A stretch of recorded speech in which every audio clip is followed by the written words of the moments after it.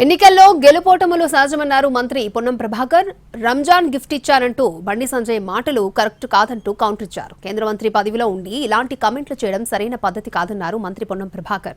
BJP BRS ఒకటే అని MLC ఎన్నికలే చెప్తున్నాయన్నారు.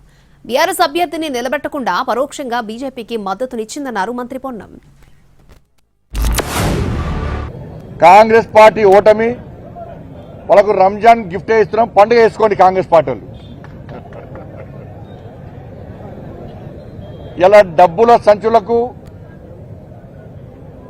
ధీటుగా ఓట్ల డబ్బాలు విజయం సాధించినాయి. వాళ్ళ వందల కోట్ల రూపాయలు వాళ్ళ పంచితే ఓట్లను నమ్ముకొని వాళ్ళన్నారు, పైసలు నమ్ముకొని వాళ్ళన్నారు, ఓటర్స్ నమ్ముకొని మేమున్నాం. ఓట్ల సంచులు ఓడిపోయినాయి, ఇలా నోట్ల సంచులు ఓడిపోయినాయి, ఓట్లు మాత్రం గెలిచినాయి. మీరు సొంత బలం మీద గెలిస్తే ఎస్ బీజేపీ గెలిచిందని మేము కూడా శుభాకాంక్షలు చెప్తాం.